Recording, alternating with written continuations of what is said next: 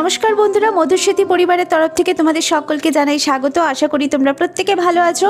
আজকে আমি তোমাদের কাছে নিয়ে এসেছি মহাকুম্ভ সিরিজের ভিডিও। জানি ভিডিওটা অনেক পুরনো, তবুও মনে হলো তোমাদের সাথে একবার শেয়ার করে নিই। শুরু থেকে শেষ অবধি বিনা স্কিপ করে তোমরা পুরো ভিডিওটা দেখো। আশা করছি তোমাদের ভিডিওটা বেশ ভালো লাগবে। তো চলো ভিডিওটা দেখতে থাকো। আমরা এখন দেখতে পাচ্ছ প্ল্যানেটে নেমে গেছি। লোকাল ট্রেনে করে দমদম এসছি, দমদম থেকে তারপরে মেট্রোতে এসছি। এখন মেট্রো থেকে যাব বাসে। কোথায়? সেই কুম্ভ মেলা অর্থাৎ প্রয়াগরাজ। তো চলো সাথে থাকো, বাসে উঠে তোমাদের সাথে আবার কথা বলছি। আমরা পিয়ারলেস গেট দিয়ে বেরিয়েছি। বেরোনোর পরে খাওয়ার সন্ধানে গেছিলাম। বাসের ওখানে ফোন করা হয়েছে, ওনারা বলল যে 10:30টার সময় বাস চলে আসবে। তো একটু খিদে পেয়েছিল, তো ভাবলাম কি খাবো, ভাতের কোনো হোটেল পাইনি, তো যার জন্য স্যান্ডউইচ খেলাম। সেটা হচ্ছে পনির স্যান্ডউইচ। আর খাওয়ার পরে এই একটা নিয়ে নিয়েছি ডাবল মিন্ট। যদি একটু ভমিটিং ফিল হয় তো এটা খাবো। তো যাই হোক, এখনো অবধি জার্নি এটুকু রয়েছে। আরেকদিকে তন্ময় ওর হিন্দি চ্যানেলের জন্য শ্যুট করছিল, যার জন্য ওর ভয়েসটাকে আমি মিউট করে দিয়েছি। তো ও তোমাদেরকে ইনফরমেশন দিচ্ছিল যে বাসটা কোথা থেকে কোথা অবধি ছাড়ছে। তো তুমি ওর মুখ থেকেই শুনে নাও। আমরা এসপ্ল্যানেড থেকে স্টার্ট করেছিলাম। অ্যাকচুয়ালি আমাদেরকে বলা হয়েছিল এসপ্ল্যানেডে দাঁড়াতে, তো আমরা এসপ্ল্যানেডে ওয়েট করছিলাম। তারপরে ফোন আসলো যে আপনারা একটু কাইন্ডলি বাবুঘাটে চলে আসুন। তো আমরা দেন বাবুঘাটের বাস ধরে বাবুঘাটে পৌঁছলাম। বাবুঘাট থেকে তারপরে ডাইরেক্ট একদম প্রয়াগরাজে হান্ডিয়া বাইপাস, ওখানেই লাস্ট স্টপেজ ছিল আমাদের। ঠান্ডার দিন, বুঝতেই পারছো, খুব ভয় ছিল। ট্রেনের অবস্থা খুবই খারাপ ছিল। জানো প্রয়াগরাজে মহাকুম্ভের টাইমে ঠিক কি হচ্ছিল। তো ট্রেন কমিউনিকেশন আমাদের একদমই ছিল না। খুব ইচ্ছে ছিল যে ট্রেনে যাব, আমরা টিকিটও কেটে নিয়েছিলাম। শেষে সবগুলোকে ক্যান্সেল করলাম। তারপরে ভাবলাম যে না, বাসে যাই। তো বাসের অভিজ্ঞতা ফার্স্ট টাইম আমরা এত দূরের করলাম। তো একটু হলেও ভয় হচ্ছিল যে জানি না ঠিকঠাক জায়গায় পৌঁছতে পারবো কি না, বা কেমন কি সিচুয়েশন হবে। কিন্তু বাস যদি বলে থাকি তো ভীষণই ভালো ছিল, ভীষণ কমফোর্টেবল ছিল। কম্বল দিয়েছিল, জলের বোতল দিয়েছিল, আর জায়গায় জায়গায় দাঁড়িয়েছিল যাতে প্যাসেঞ্জারদের টয়লেট বাথরুম করতে কোনো রকম অসুবিধে না হয়।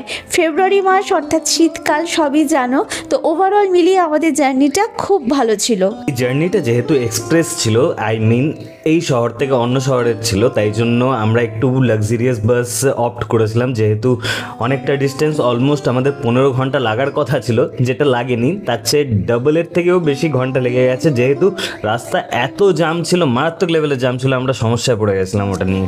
যেতে যতটা সময় লেগেছিল, আসতে কিন্তু তার থেকেও কম সময় লেগেছে। তো ওভারঅল যদি জার্নি বলি, আমাদের বেশ ভালো লেগেছে।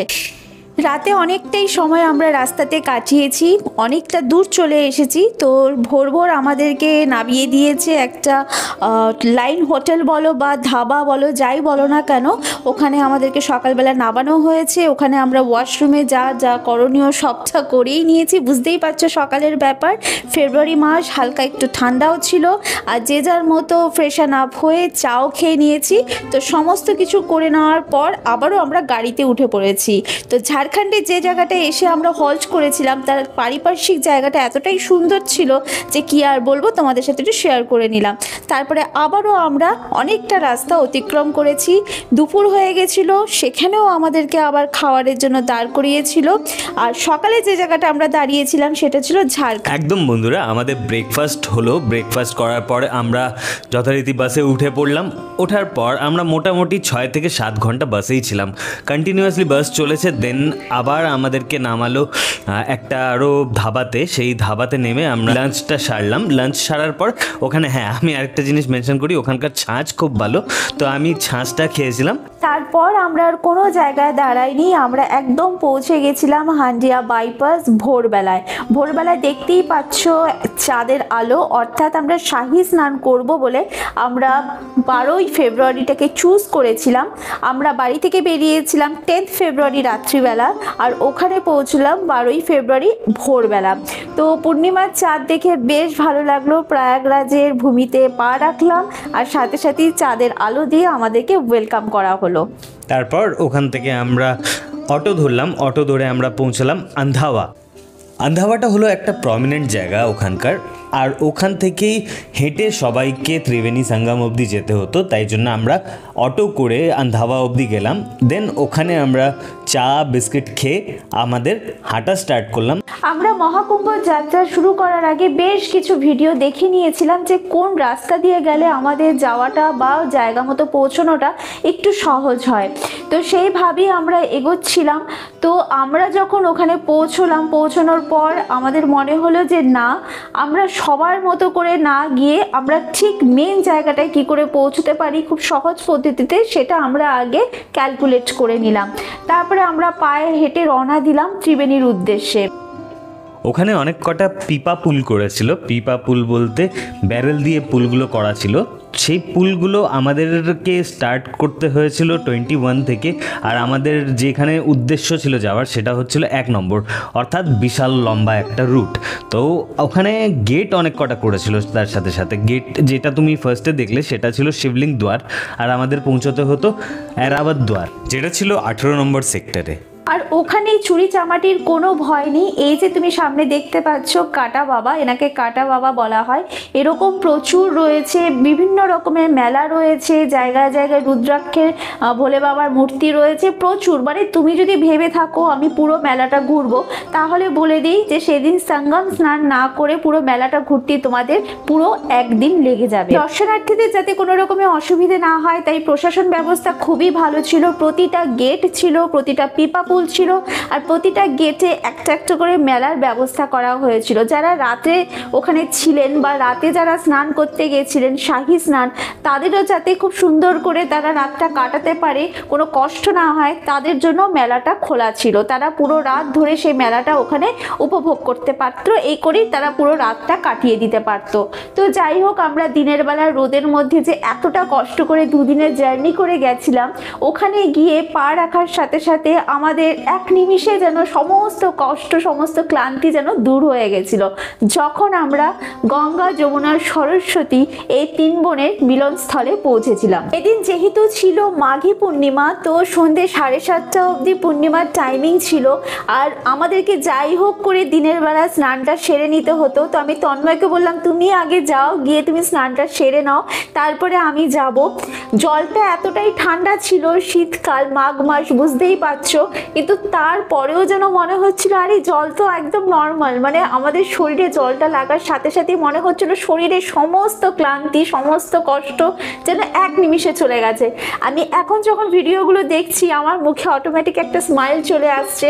আমি ঈশ্বরকে, ইউনিভার্সকে, আর অবশ্যই ত্রিবেণী মাকে আমি ধন্যবাদ জানাই যে আমাদের এই মহাকুম্ভে যাওয়ার জন্য একটা ছোট্ট আমাদেরকে সুযোগ করে দিয়েছে। এই জন্ম তো কি, আর কোন প্রজন্মে হয়তো আমরা এই জিনিসটাকে আর পাবোই না, আমরা আর কোথায় থাকবো নিজেরাও জানি না। তো সমস্ত কিছু মিলিয়ে আমি ভগবানকে ধন্যবাদ জানাই যে এই সুযোগটা আমরা পেয়েছি। ছোট্ট একটা ভিডিওর মাধ্যমে আমি তোমাদের কাছে মহাকুম্ভের জার্নিটা শেয়ার করলাম। এটা আমাদের কাছেও একটা চিরস্মরণীয় হয়ে থাকবে। আমার যে নেক্সট প্রজন্মগুলো রয়েছে তারাও হয়তো এই ভিডিওটা দেখবে। তো ওভারঅল মিলিয়ে তোমাদের ভিডিওটা কেমন লাগলো অবশ্যই জানিও। অসংখ্য ধন্যবাদ তোমাদেরকেও যে তোমরা যারা এই ভিডিওটা দেখবে তারা আমার পথের পথিক হতে পারবে।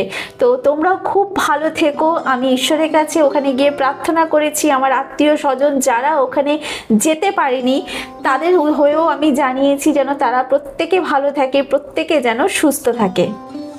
তারপর আমরা সেদিন বিকেলবেলায় কলকাতায় ফিরে আসতাম। তো কলকাতা ফেরার যে বাসটা ছিল সেটা ছিল বিকেলবেলা 4:30 থেকে 5টার মধ্যে। তো সারাদিন আমরা কোথায় থাকবো, তো ভাবলাম কাছাকাছি জৈন টেম্পল রয়েছে তো সেখানেই যাই। আর এখানে বলে রাখি তন্ময়ের এক বন্ধু যার বাড়িও হচ্ছে কানপুর, তো ও তো আসতে পারিনি, ওর যে রিলেটিভ আছে তারা আমাদের সাথে দেখা করতে এসেছিল। ওরাই জৈন টেম্পলই এসেছিলো, এসে আমাদের সাথে দেখা করলো। খাবারের ওখানে কাউন্টার ছিল, ওরা ওখানে কথা বলে আমাদের খাবারের ব্যবস্থা করে দিল। এই যে থালিটা দেখতে পাচ্ছ এটাতে পুরো ভেজ রয়েছে, ভাত, ডাল, সবজি আর আচার, একদম গরমা গরম সব খাবার ছিল আর ভীষণ টেস্টি ছিল। আর এই যে তুমি যে লাড্ডুর একটা প্যাকেট দেখতে পাচ্ছ, এটা মহাকুম্ভ স্পেশাল লাড্ডুর প্যাকেটটা, আর এর মধ্যে ভর্তি লাড্ডু ওই ভাইরা আমাদেরকে দিয়ে গেছে। আমরা খুব আনন্দ পেয়েছি। এরম আত্মীয়তা হয়তো নিজের লোকের কাছ থেকেও পাওয়া যায় না, যেটা ওদের কাছ থেকে আমরা পেয়েছি। তার সাথে ছিল লাল পেয়ারা। শুনেছি কিনা ওখানকার লাল পেয়ারা নাকি খুব খেতে ভালো হয়। না, আমার কোনো ইচ্ছে ছিল না বা আমি আমি কোনো আবদারও করিনি, কিন্তু ওরা ভালোবেসে সবটা দিয়ে গেছিলো। বলে না, নিজের থেকে পর ভালো পরের থেকে জঙ্গল, এটাই তার চাক্ষুষ প্রমাণ। আর এই যে মন্দিরটা তুমি দেখছো, এটা হচ্ছে আন্ধাওয়ার কাছাকাছি একটা মন্দির। এখানে বিশ্রাম করার জন্য আমাদেরকে খুব সুন্দর ব্যবস্থা করে দিয়েছিলেন ওনারা। ওখানকার যারা গার্ড রয়েছেন তারা আমাদেরকে একদম ডিস্টার্ব করেনি। আমাদেরকে বলেছিলেন আপনাদের যতক্ষণ ইচ্ছা আপনারা এখানে বসুন, ভেতরে মন্দির খোলা হবে, মন্দির দর্শন করুন। আর এই যে মন্দিরটা, এটা হচ্ছে মহাবীর জৈনের যে গুরু তার মন্দির। অ্যাকচুয়ালি তীর্থাঙ্কর হচ্ছে যারা গুরু, জৈনদের মোট 24 জন গুরু আছেন।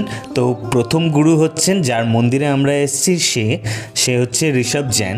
আর 24তম যে গুরু সেটা আমরা সবাই জানি, মহাবীর জৈন। এই মন্দিরে ঢোকার জন্য কোনো টাকা পয়সার প্রয়োজন হয় না বা কোনো টিকিট কাটারও প্রয়োজন হয় না। আমরাও রীতিমতো ফ্রিতেই ঢুকেছিলাম, আমাদের কাছ থেকে কোনো টাকা পয়সা চাওয়া হয়নি। কিন্তু এখানের বাগান, ফুল, সমস্ত কিছু এত সুন্দর করে অর্গানাইজ করা ছিল, এতটাই টিপটপ ছিল, কোথাও কোনো পাতা বা নোংরা বা কোনো খাবারের প্যাকেট পড়েছিল না। তো বোঝাই যাচ্ছিল যে এখানে কতটা সুন্দর করে মেনটেন করা হয়। তার সাথে খাওয়ার জায়গাটা, তার সাথে সাথে ওয়াশরুম ভীষণ পরিষ্কার ছিল। আমার খুব অদ্ভুত লাগলো যে ওরা ফ্রিতে সবাইকে ওখানে সময় কাটাতে দিচ্ছে, থাকতে দিচ্ছে, খেতে দিচ্ছে, কিন্তু কারো কাছ থেকে কোনো টাকা পয়সা চাইছে না। আমি জানি না কেউ কোনো টাকা পয়সা দেয় কি দেয় না, কিন্তু আমার মনে হলো যেহেতু ওটা একটা মন্দির, ওখানে লোক রেখে পরিষ্কার করানো হয়, তো আমরা যদি কিছুই না দিয়ে ফিরে আসি তাহলে কোথাও না কোথাও সেটা অন্যায় করা হবে। তো আমি গ্র্যাটিটিউড জানানোর জন্য নিজের সাধ্যমতো যতটা পেরেছি ওখানে কিছু দিয়ে এসেছি। তো ব্যাস, আজকের মতন আমাদের ব্লগটা এখানেই শেষ হচ্ছে। কেমন লাগলো তোমাদের এই ভিডিওটা অবশ্যই জানিও। মহাকুম্ভের এই যে আমাদের মেমোরিটা, এটা আমি তোমাদের সাথে শেয়ার করলাম, আশা করি খুব ভালো লেগেছে। আর যদি ভালো লেগে থাকে তো প্লিজ চ্যানেলটাকে সাবস্ক্রাইব করো, লাইক, কমেন্ট অ্যান্ড শেয়ার করতে ভুলো না। আগামী দিনে আমি আরও সুন্দর সুন্দর ভিডিও তোমাদের জন্য নিয়ে আসতে চলেছি। আর এই যে আমি এবার কলকাতার দিকে রওনা দিচ্ছি, তো চলো ভিডিওটা এখানেই রাখছি। তোমরা প্রত্যেকে খুব ভালো থেকো, সুস্থ থেকো, ধন্যবাদ।